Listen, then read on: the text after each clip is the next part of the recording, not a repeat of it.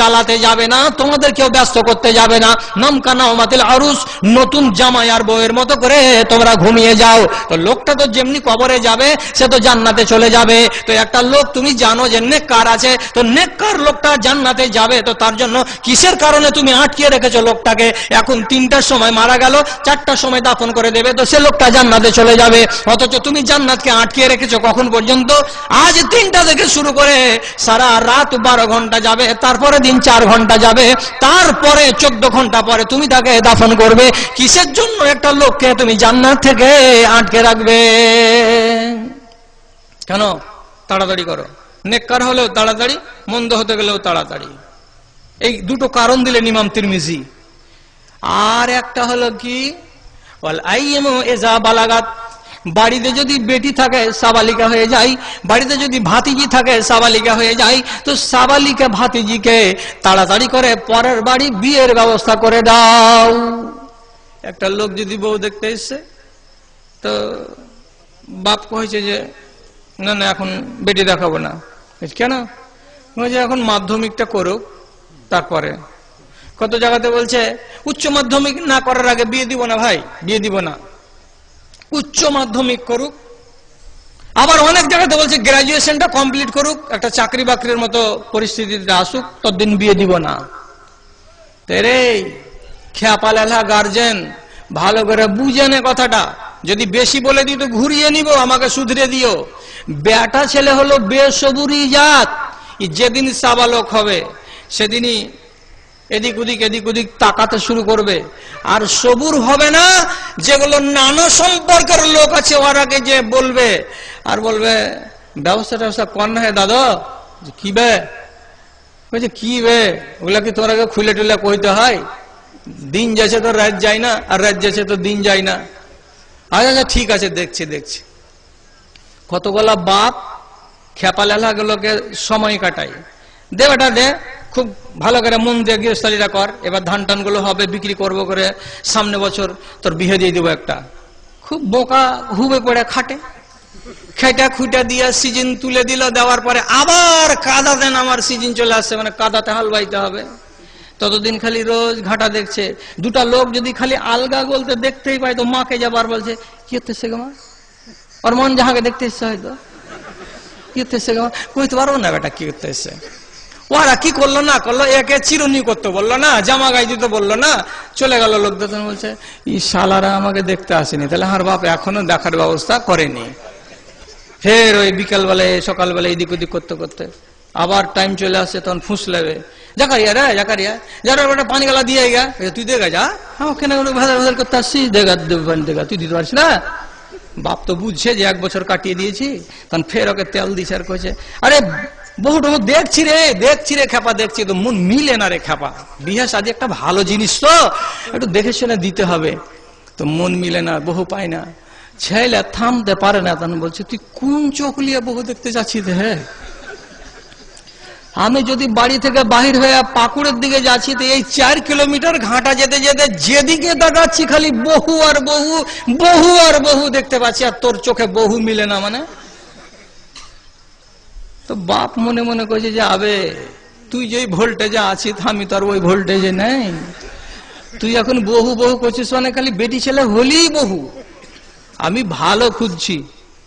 তো ছেলে গৃহস্থালিতে নামবে না রাগ করে, শেষে বাপ মাকে বাধ্য হয়ে বিয়া দিতে হয়।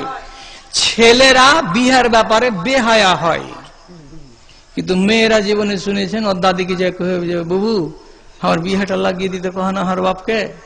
কোনোদিন কোনো মেয়ে বলে? কোনোদিন কোনো মেয়ে বলবে না, কোনোদিন বলবে না।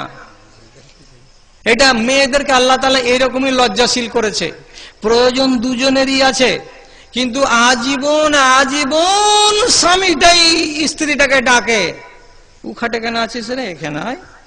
জীবনে কোনোদিন কোনো বেটি ছেলে বলবে না সোহাগের বাপ ওখানে কেন আছো, এখানে চলে এসো, এইটা কথা বলে না। ওরাকে আল্লাহ তাআলা অধিক মাত্রায় লজ্জাশীল করেছে। এই জন্য বাংলাতে একটা কথা আছে কি, মেয়েদের বুক ফুটে মুখ ফুটে না, মেয়েদের বুক ফুটে মুখ ফুটে না। এরা মুখে বলতে জানে না যে আমার বয়স 14 হয়ে গেছে, এদের বুক ফুটে যাবে।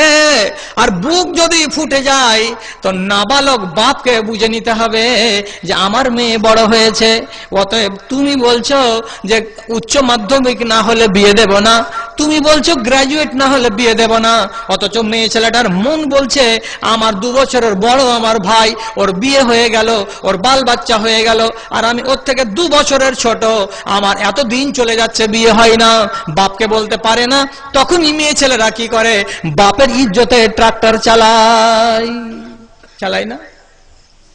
আপনি বলছেন পড়ছে পাকুড় কলেজে, এখন বিয়ে দিব না, উচ্চ মাধ্যমিক হবে, তার আগেই চেরাক নিভিয়ে দিবে, মেয়েতে মুখ পুড়িয়ে দিবে, দেয় না পুড়িয়ে?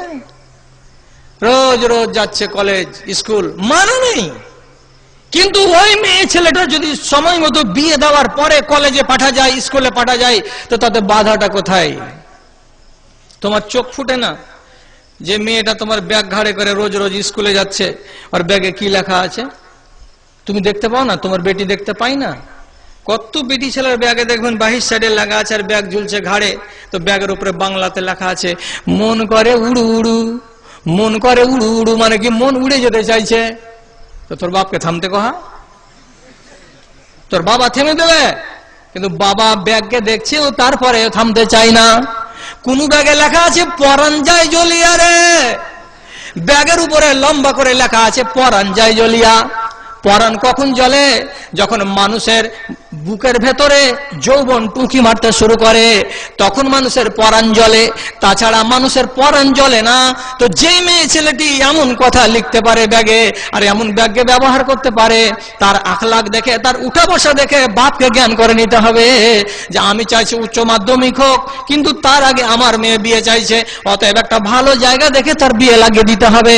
সাবালিকা হতে গেলে ওই মেয়ে ছেলেটাকে নিয়ে ছল চতুরি করা যায় যে নয়।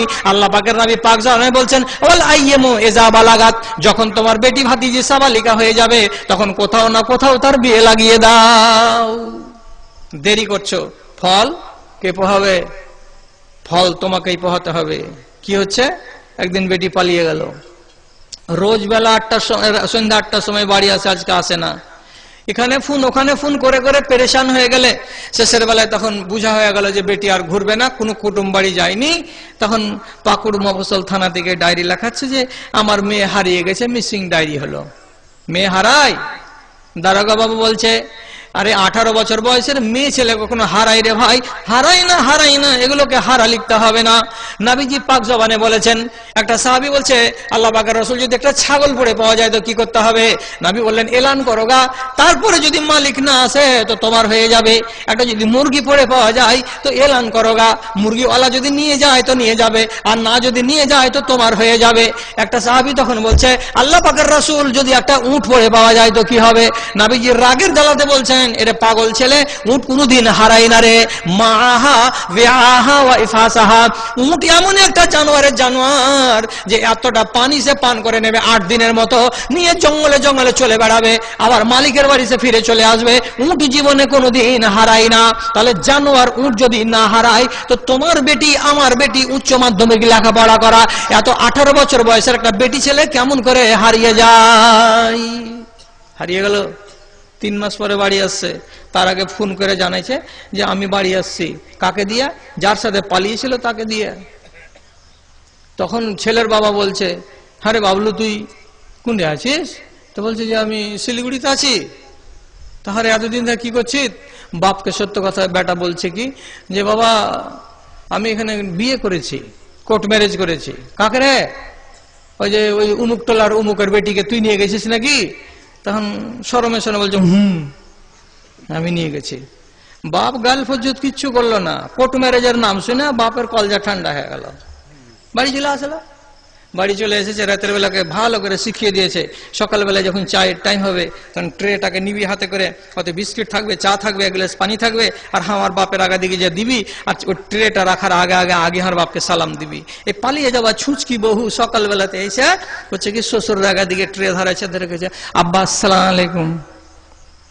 খালি বড় বড় চোখ করে দেখছে আর কইছে আরে জীবনের নিজের জন্মা বেটে গেল, আব্বা কহে না তুই ফের কে রে যে এত সুন্দর করে কলেজা ঠান্ডা করা সালাম দিছিস রে? ওয়ালাইকুম সালাম। তখন বহুটা বাড়ির মেয়েটা কইছে কি যে এটাই তোমার বহু, এটাই তোমার বৌমা, এটাই কইছে। ও একটু গালি দিল না, বেটাকেও গালি দিল না। বাপ মনে মনে বলছে যে তোর মতন বেটা যদি 2 ডজন হয় তো অসুবিধে নেই, যে গরু কাটতে হয় না, লোক ডাকতে হয় না, বহু আপনিও দৌড়তে দৌড়তে বাড়ি চলে আসছে, কিচ্ছু বললো না। আর মেয়ের বাবা প্রথম প্রথম কুদা ফাঁদা খুব করলো, মেয়ে নিব না, কেটে দিব, মেরে দিব, আর ওকে বস্তা বন্দি করবো, লবণ দিয়ে তাকে কবরে দিব, গঙ্গাতে ভাসিয়ে দিব, খুব বকলো। কিন্তু মাকে তো লাজ নেই, যত দুনিয়াতে মা আছে ওকে আল্লাহ লাজই দেয়নি।